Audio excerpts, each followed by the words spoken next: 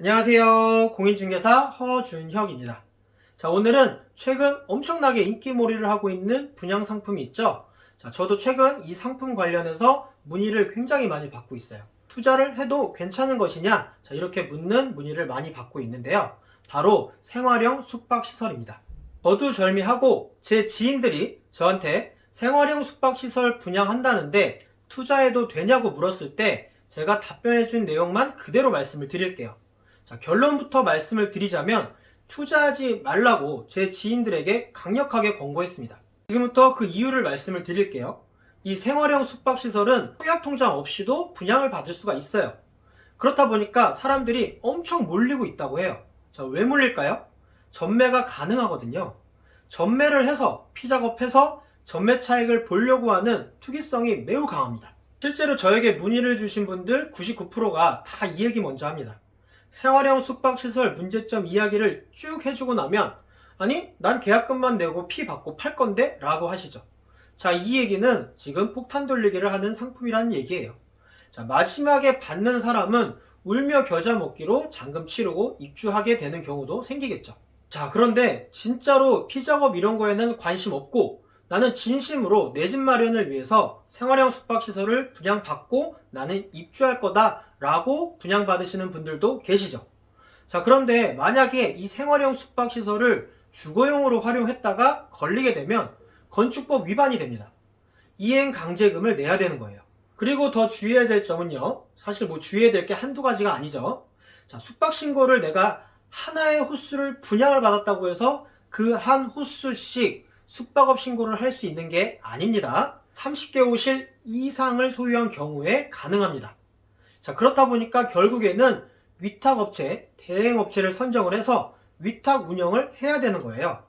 자, 이렇게 되면 많은 문제가 또 생기겠죠. 그리고 만약에 생활형 숙박시설이 주택이 아니니까 자, 세금을 회피할 목적으로 그러한 용도로 투자를 했다면 어떻게 될까요?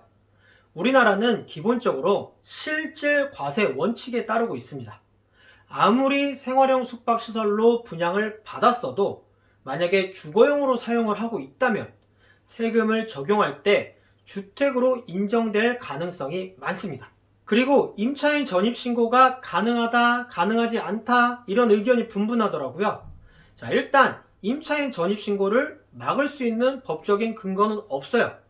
그런데 임차인이 생활형 숙박시설에 전입신고를 하게 되면 일단 해당 관청에서 이것을 인지하게 되겠죠.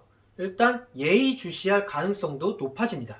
그리고 부산에 엄청 유명한 생활형 숙박시설 하나 있죠. 엘모라고 시작하는 거 있어요. 자, 여기서 진짜 웃긴 일이 지금 일어나고 있어요. 생활형 숙박시설의 소유주들이 직접 거주하는 사례가 늘어나면서 분위기가 그냥 아파트처럼 돼버린 거예요. 자, 그런데 그 중에는 원래 취지대로 생활형 숙박시설로 운영하는 곳도 있거든요. 그런데 관광객들이 이곳에 숙박을 하러 오면 자, 거기 거주하는 생활형 숙박시설 소유자들이 항의를 한다는 거예요. 관광객들이 왔다 갔다 하면 거주하는 입주민들이 시끄럽고 불편하다는 거죠. 정당하게 원래 목적대로 사용하려는 수분양자들이 거꾸로 피해를 보고 있다는 거죠. 부동산 투기 시장이 진짜 과열되긴 한 것 같아요. 이런 변종 투자 상품에까지 투기꾼들이 몰리고 있는 것을 보면 부동산 시장이 한계가 온 것이 아닌가 하는 불안감도 드는 상황이에요. 그리고 꼭 이렇게 물어보시는 분들이 있어요. 자, 주거용 오피스텔로 용도 변경하면 되는 것 아니냐 라고 하시는 분들이 많은데요. 자, 이게 법으로는 한시적으로는 용도 변경이 허용이 된다고 하더라도 실질적으로 용도 변경은 거의 불가능하시다고 보시면 돼요. 실제로 국토부에서는 이 규제를 완화해 준다고는 했지만 문제는 각 지자체에서 지구 단위 계획상 오피스텔로의 용도 변경을 허용해 주지 않는다는 거예요.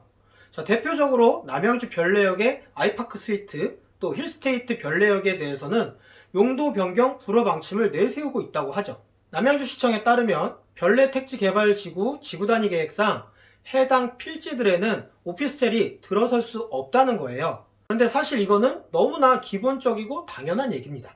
용도 변경을 하려면 전체 소유자의 일정 기준 이상 동의를 받아야 합니다. 그런데 각 소유자들마다 이해관계가 다 다르겠죠. 이거 동의 받아서 용도 변경을 진행을 한다는 것은 상당히 어려운 일이에요. 추가로 생활형 숙박시설은 주차 공간 기준이 낮은 곳이 대부분이에요. 그래서 용도 변경을 하려면 이 주차 공간 부분도 해결을 해야 됩니다. 바로 이 점도 용도 변경에 있어서 걸림돌이 되는 부분이에요.